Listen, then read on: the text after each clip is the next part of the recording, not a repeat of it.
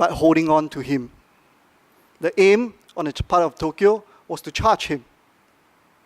Beijing reacted very, very forcefully. The Chinese government summoned the Japanese ambassador in Beijing 6 times, once after midnight.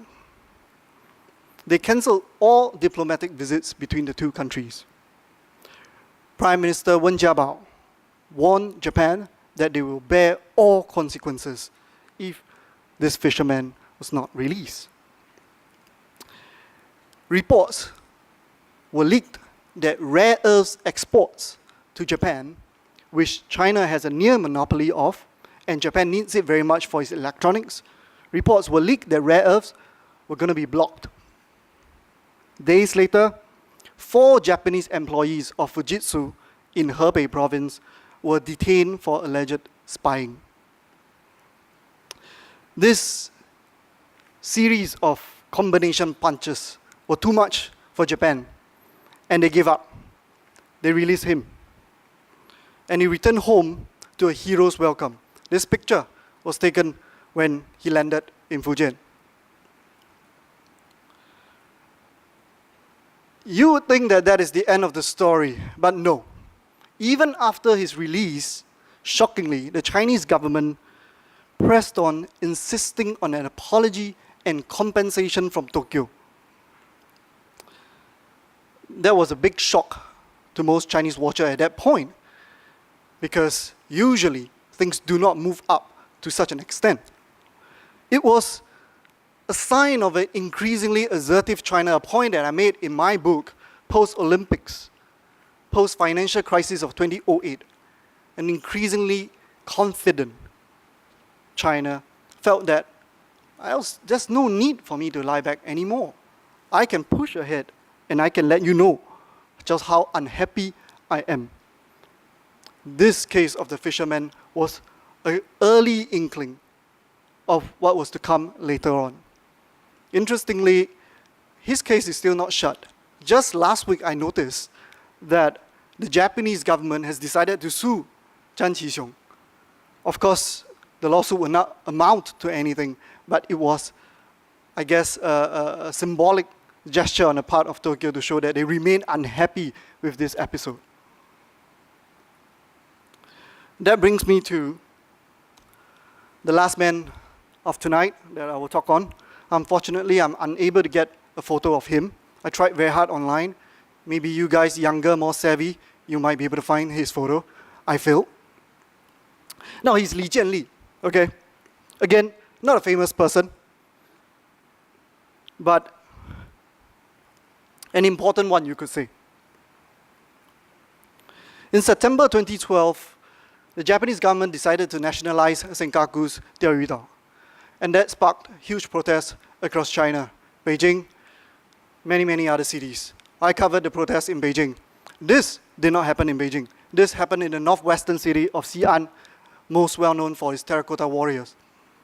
Now let me tell you about what happened to Li Jianli. On the morning of September 15, 2012, he was driving his Toyota Corolla with his wife, son, and soon-to-be daughter-in-law, and they were shopping for the son's upcoming wedding. Li was 51, and he works in a second-hand car dealership. His wife is a pensioner, earning 1,500 yuan a month, roughly 300 Singapore dollars.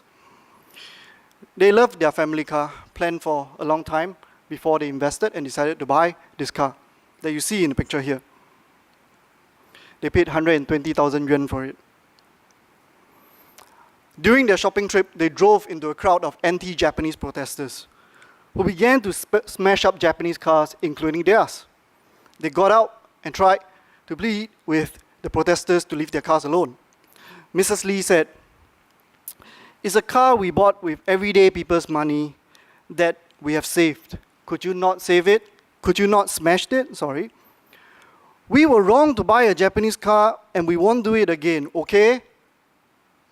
Mr. Li said, "I'm Chinese too. I also want to protect the Diaoyus and be patriotic." Before he could finish that sentence, he was clobbered on the head twice with a motorcycle U-shaped lock. His skull cracked, and he lost a lot of blood. Lee's family managed to rush him to the hospital, where he was treated and saved. But till today, he still can't walk normally, and he can't control his limbs. He also struggles to speak. This attack was captured by someone's smartphone on video and uploaded on video sharing sites online. It went viral, spread very, very quickly. The culprit was quickly arrested and sentenced to 9 years in prison. I tell you this story to illustrate how extreme nationalism, anti-Japanese sentiment could be in China. But there's also a backstory to this story. Besides his family, one other man saved Li Jianli to get him out of this mess and to the hospital. This man was actually one of the organizers of the protests. But he never expected things to get so violent. And so when he saw what happened to Mr. Lee, he stopped himself and helped his family flag down a cab and rush him to the hospital. Since then, he said, out of guilt, he has been paying visits to the family and trying to help them recover. So even as we look at the extremes of Chinese nationalism, the amount of hatred that has been fueled by years of education, propaganda, there are another segment of the Chinese people which are rational and able to see beyond just hatred and violence. So to answer the question of tonight, will there be another Sino-Japanese war? Much would depend on the tussles between these two groups of people. And I would say they are of equal number by and large. You can as easily find an extreme Chinese who will be happy to wage a war tomorrow. I mean, just as easily you'll find a Chinese who's a lot more rational and level-headed. It will be the tussle between these two groups that will decide whether we'll see another war. I would not rule out a skirmish, limited fight, a limited battle maybe in the seas as a result of the loud voices of nationalism in China. But I'm cautiously optimistic, taking from Li Jianli's story, that there are enough voices of rationality that will stop an all-out war that we saw half a century ago. Thank you.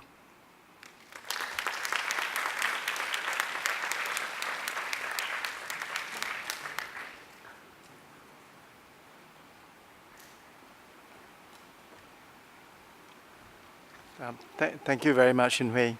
I would summarize your answer by saying that probably not, right? Probably not. When Ambassador Takeuchi declined my invitation to speak tonight, I needed a plan B, and I was looking for a Japanese professor teaching in Singapore to come to our rescue. And a friend of mine introduced me to Professor Kei Koga, who's teaching at the NTU in the School of Humanities in the Public Policy and Global Affairs program. He has another concurrent job in Tokyo.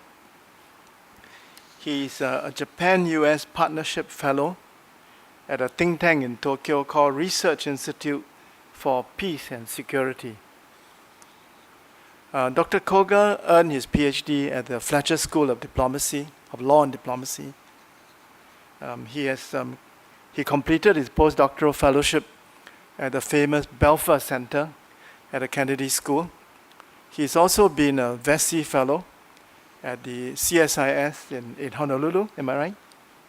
So he's well-traveled, well-educated, a thoughtful young professor, and very pleased that Kei, you are able to join us. Please come to the podium.